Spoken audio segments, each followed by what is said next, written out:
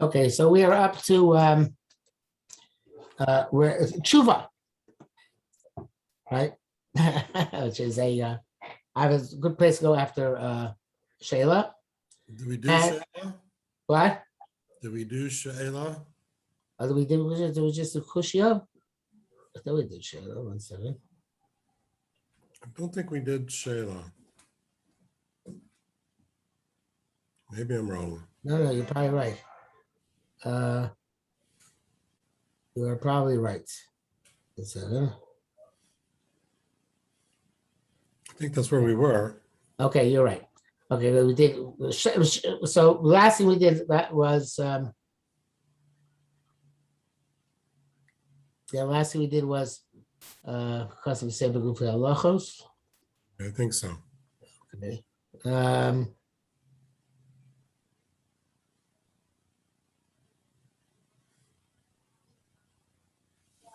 Okay, so Shayla, he baya. The Shayla is a inquiry. Mimena, some of them are Shaylas kol kohol.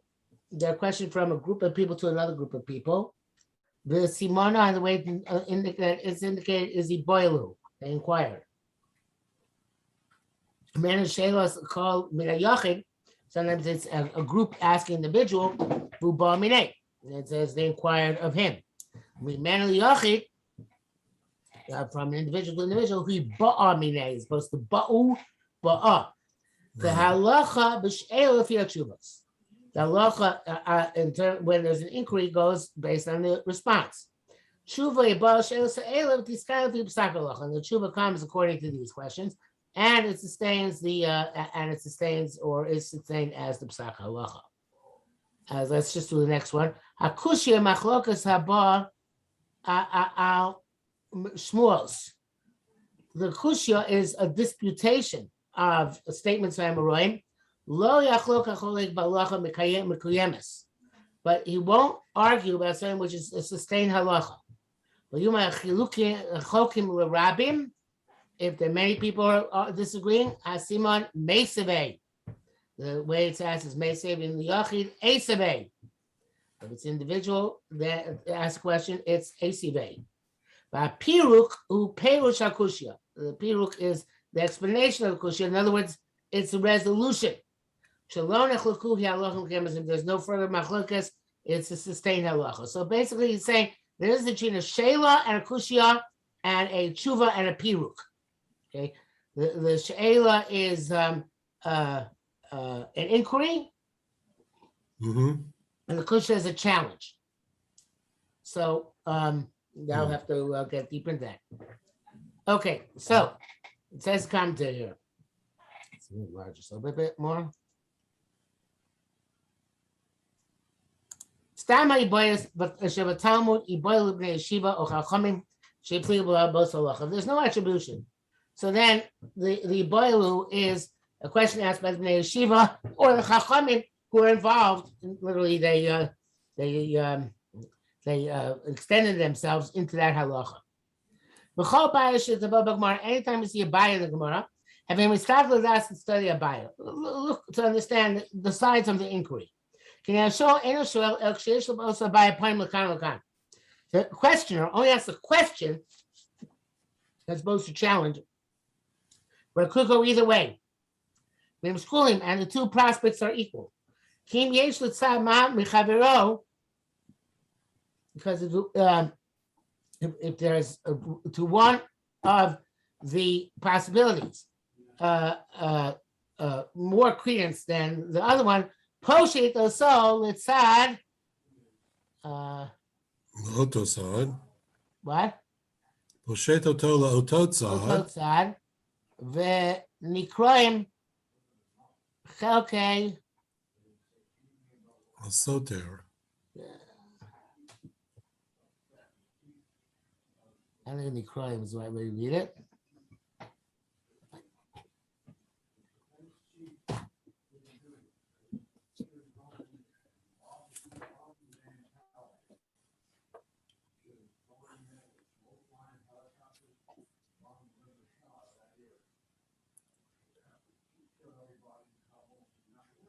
No, it is. Mikroim chelke hasoser. What that means? So sad. Mikroim.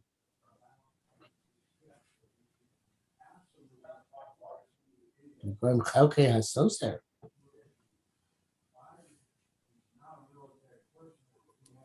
I don't know. Yeah.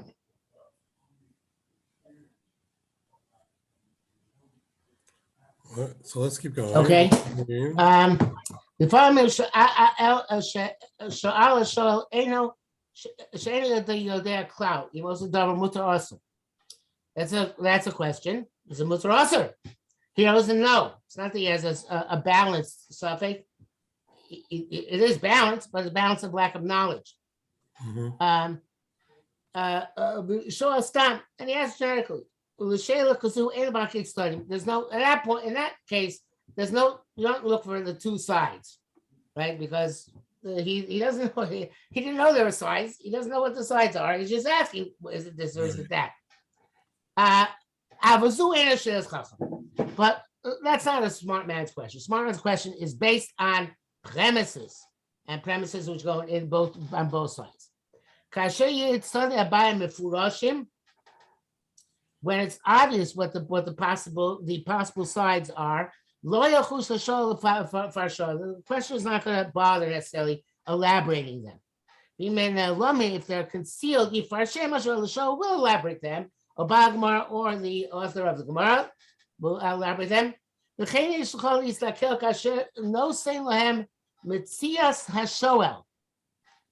And you also have to pay attention where they give them a certain scenario for the question. Mm-hmm. And they explain them.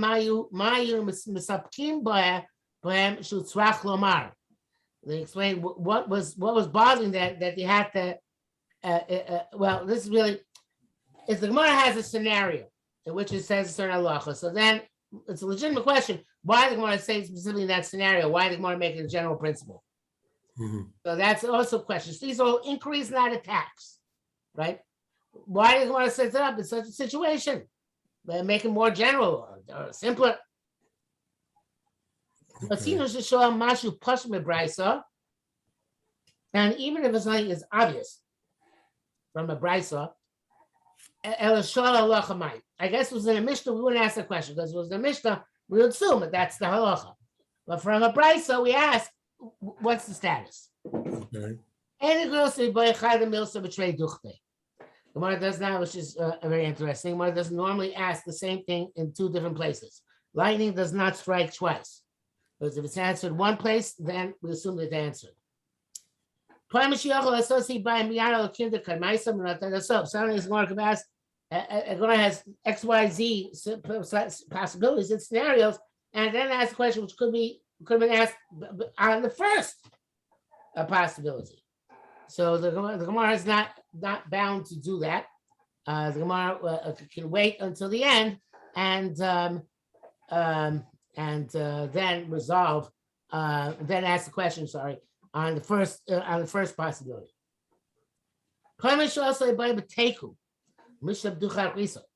Sometimes when the question ends with non-resolved, so it is resolved elsewhere.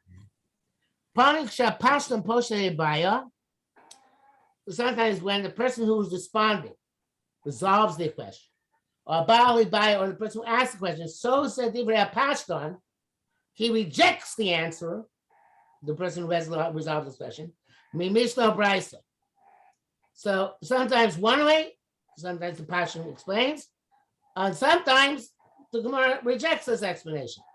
Yesh lakshos. So the question is like this: if the rejection is based on a Mishnah or Brisa, and you have that Mishnah or Brisa, my boiling. Reuben asks Shimon, why is X, Y, Z? Shimon says A, B, C. Reuben says no, but that contradicts Brisa DEF. So if Reuben knew Brisa DEF existed, why did he ask the question? Couldn't be able to resolve the question from Brisa DEF.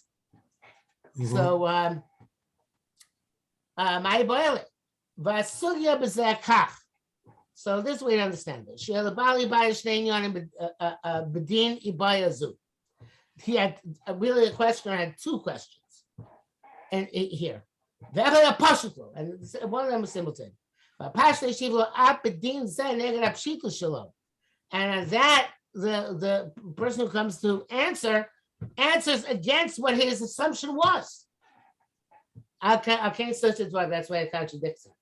So again, if a questioner questions and a responder responds, and then the question says, "What are you talking about? It's a Bryce or a Mishnah?" It must be because the responder's response was going to be against the basic premise of the questioner. Something he saw was already resolved by Mishnah or Bryce. So therefore, he's saying, "Wait a minute, that's not what I asked you. For me, that was never pushing. I knew it from Mishnah or Bryce. I want to ask this." Okay. That is from the Shmuel. Pami the Bayik Trey Bayik Basheni Pasha the Pshitas Rishon. This one has two inquiries, and the second one is obvious, based on the resolution of the first one. My time boy, so why did I ask the second question? Because there was two separate incidents. And they're not two different questions. This one didn't ask that one, that question, the other one didn't ask the other question, but they seem to have identical questions. Or at least one of them is weaker than the other one. The last person did not ask the first person's question. They weren't asked to guess in the base medrash, Rashi, and Subas. In other words, that the questions asked at different times. There's no question as why what both of them questioned. Each question in their own time, in their own place.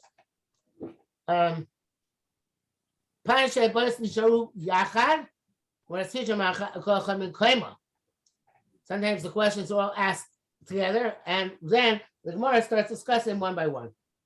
We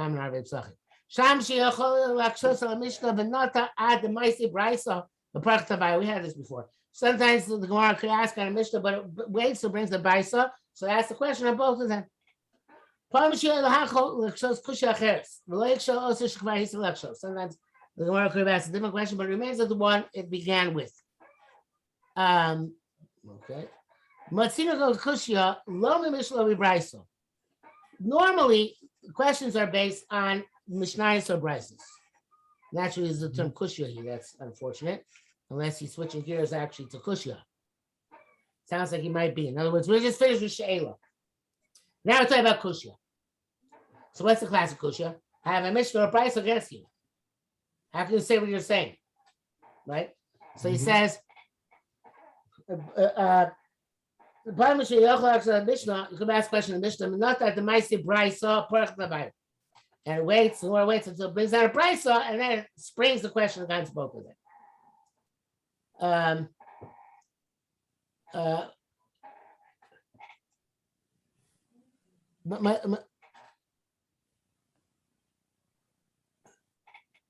Which is that, right? Yeah. So Matzino, I go out of order here. I'm kind of lost where you are. I think I went out of order. I'm up to Matzino Kushya. I mixed up the two poems. And then so I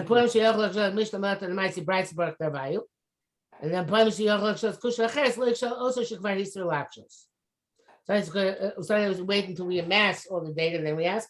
And we say sometimes we could have asked a new question, but we stick with the old question. And now at the Matzino Kushya Lomi Mishlav Lomi Bryce of Gacha Matzias. It's an important point. Sometimes we ask, hey, you contradict reality, right? In other words, a kasha doesn't have to be based on a chazal. A kasha can be based on reality as well. Okay. It's not a legal system which is self-referential. This is a very interesting one. The next one. Could have asked even a better question. Would ask it because it will take a longer time. So Gemara prefers to ask the less verbose question, and I guess maybe it feels, okay, if I take this guy out with a rifle, why should I use the tank? So let me tell, even though I could have used the tank, I'm using the rifle because to do the tank is much more complicated. Sometimes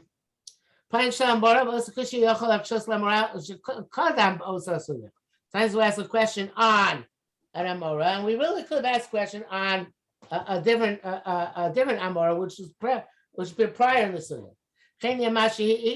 Also should call them, and vice versa. That which you asked the one who came before, you asked the one who came afterwards. Because a taste is based on Gemara.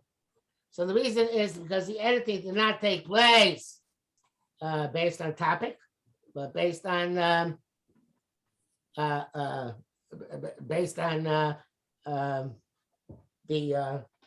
chronology, the historical flow of everyone in the base matters. In other words, they didn't actually. The Gemara does not categorize, and that categorization extends to the point that questions are asked in a way which is not necessarily the order of in which you would categorize things together, but the order in which things were discussed in the base medrash. The parach bircha lo shaycha. Sometimes the Gemara asks a question which is not, or poses a question which is not, which is not possible. Let's say woman's the chayiv in mitzvahs, and the Gemara says no, you can't learn woman's chayiv in mitzvahs. Why? Because the mitzvah is not chayiv in bris milah, right? So the truth is that it's not. She's no shaychus to milah. It's not that she's not. She's part from bris milah. She has no shaychus to bris milah. But the Gemara is asking a lumdus question, and it's going to ask that question even though there's an easy chiluk to make. Gemara is asking for some sort of a transcendent and profound explanation. Shmuel I guess Rav Heigel wrote this. There's a family Amor Mataretz Mashich Amor Acher. Asher Lo wrote, maybe it's Shiur. I don't know, but because Shiur wrote the definitive history of the time. So the family Amor Mataretz Mashich Amor Acher. Sometimes the Amor answers that which is asked of another Amora. Asher Hu Lo over Lo Yobi, which is we never saw him. It wasn't in his day. So evidently the answer of the Goyen as a question. How can this be? Right? Why is it set up machleksim across generations? So he says, "V'tir shemnei yeshiva will sfars also amor lifnei Rabo." The Bnei Yeshiva brought the sfar of that Amora to be in front of the Rebbe. The hikshu aleh, and they asked the question: "The Rabbi shiv lahem shehikshu shleim." And the Rebbe responded to them that which they answered. So in other words, they dusted an old statement off the shelf, and they asked a question on it, and then the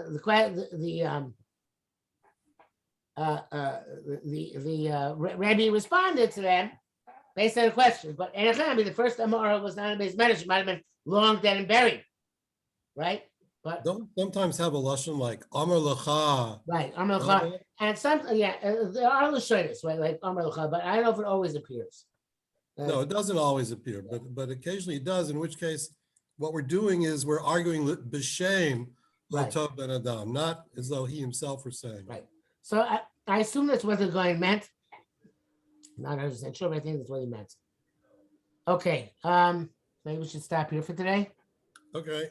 Okay, so we know the easy spot to start up with next week. All right. Mitzvah Hashem. You're going to be back in the Holy Land? Mitzvah Hashem. Okay. Okay, speak to you there.